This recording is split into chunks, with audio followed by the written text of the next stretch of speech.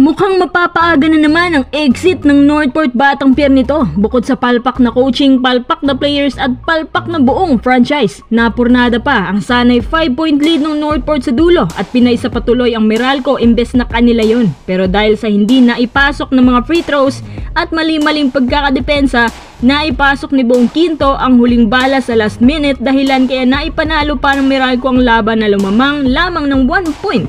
Meralco Bolts posibleng manguha ng mga shooters at additional wing dahil sa mababang percentage ng kanilang opensa beyond the arc.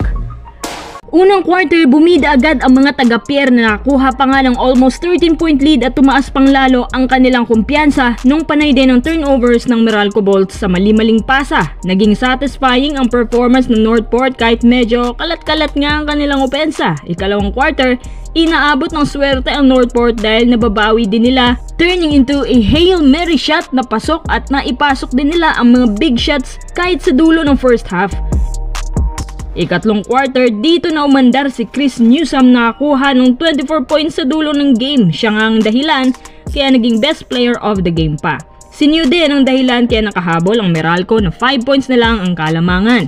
Ikaapat at huling quarter, lamang na lamang ang Batang Pier ng 7 points hanggang sa naging 4 na lang, 3-2 salamat sa mataas na free throw percentage ng Meralco na may 55% FTs ang naipasok every game.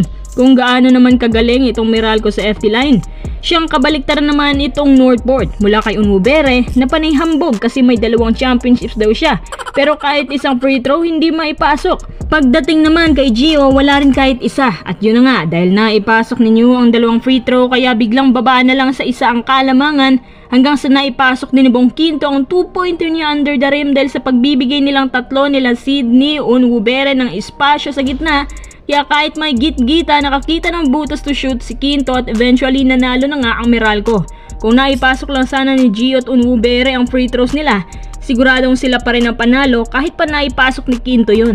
Dahil sa ganitong pangyayari, mas lalong wala ng ganang Northport. Una, galing kay Coach Bonitan. Hindi na siyang gumagawa ng plays para sa kanila. Pangalawa, si Arvin, aalis na sa kanila. Pangatlo, kita sa mukha ni William Navarro na hindi na siya masaya. At ang pinakahuli, bukod sa early exit sa tournament, mag-i-exit na rin sila sa mismong liga.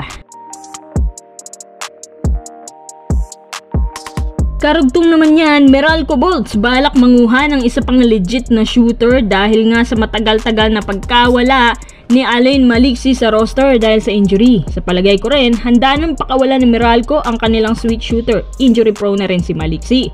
Kung pagbabasehan pa rin natin ang laban nila sa Northport, napaka-slow start nila. Sobrang maalat sa shooting. Kaya nakakalamang ng double digit ang Northport. Halos umabot pa sa third quarter bago tuluyang uminit ang bawat isa sa kanila, especially Chris Newsome at Cliff Hodge. Kahit nanalo ang Meralco, hindi pa rin sila masyadong natutuwa. Kapansin-pansin din na nagiging forced offense ang bawat plays ng Meralco at doon sila nag-struggle. Yan din ang dahilan ng kanilang maraming turnovers. Mabuti na nga lang at yung free throws nila ang nagsalba. Kung sila ay naghahanap ng more shooters at wing, dapat palitan nila si Raymond Almasa ng mas bulky type tapos shooter. Kesyo medyo mahirap nga naman manguha ng big man sa panahon ngayon.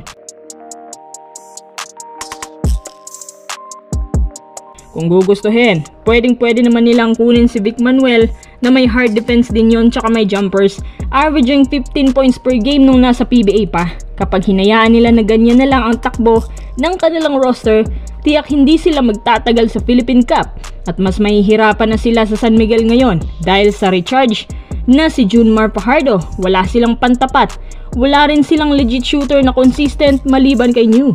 Kung gusto nilang depensahan ang kanilang Philippine Cup title, galaw-galaw na habang may oras pa.